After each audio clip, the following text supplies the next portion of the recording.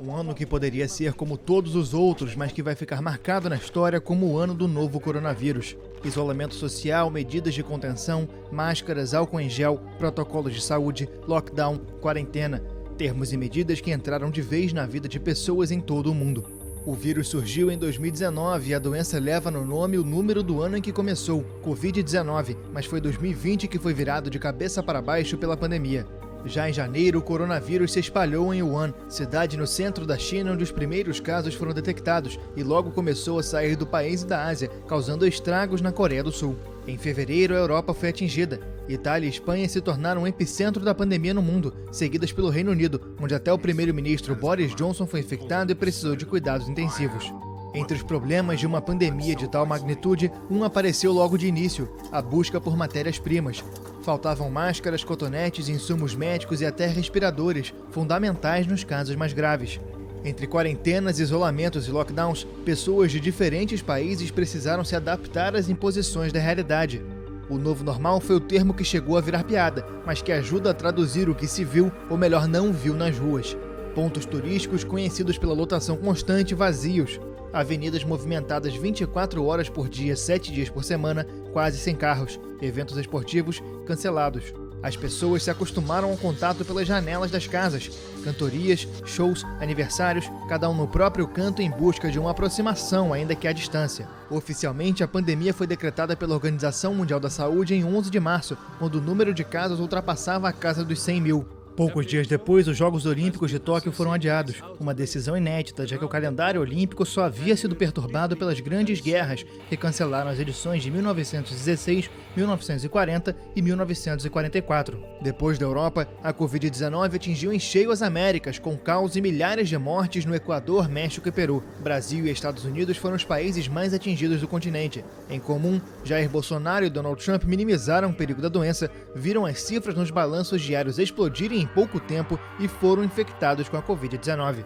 Os dois presidentes ainda defenderam o uso da cloroquina, um remédio rejeitado pela comunidade científica internacional. Os americanos também precisaram lidar com uma crise social histórica, iniciada com a morte de um homem que teve o nome lembrado em protestos no mundo inteiro, George Floyd. A imagem de Derek Chauvin, um policial branco do estado de Minnesota, ajoelhado por 8 minutos e 46 segundos no pescoço do homem negro durante uma abordagem, foi parar nas redes sociais e gerou indignação. Assim que a notícia se espalhou, as ruas foram tomadas, primeiro em Minneapolis, depois em outros estados americanos e logo em outros países. Em todos os lugares, uma frase em inglês ecoou como um pedido de justiça e igualdade: Black Lives Matter. O movimento, cujo nome significa Vidas Negras Importam em português, surgiu em 2014 em uma situação parecida, após a morte de um afro-americano por um policial branco em Nova York. Em várias cidades, os protestos não pararam e não dão sinal de que vão terminar tão cedo.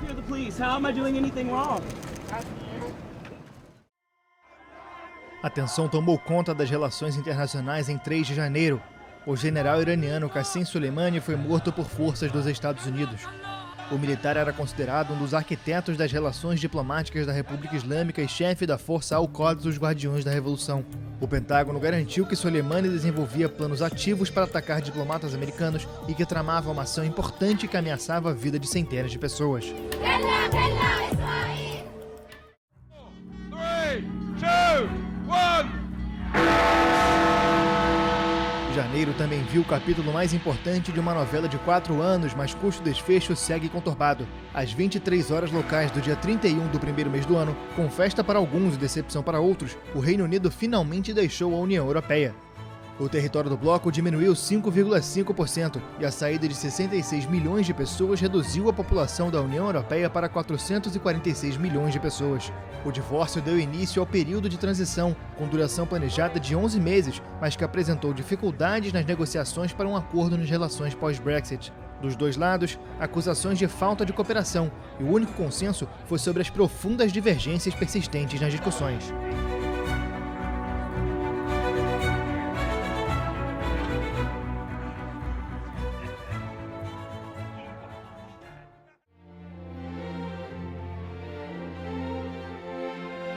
Uma outra saída abalou o Reino Unido em 2020, mas dessa vez na família real, Harry e Meghan.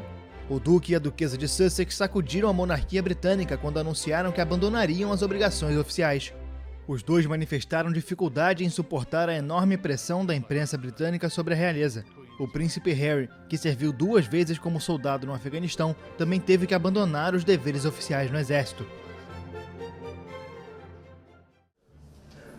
Uma esmagadora maioria aprovou a reforma constitucional na Rússia promovida pelo presidente Vladimir Putin, que críticos acusam de querer buscar perpetuar o controle sobre o país depois de 20 anos no poder. Quase 78% dos que compareceram às urnas foram favoráveis à reforma, em uma votação que teve de ser adiada devido à pandemia.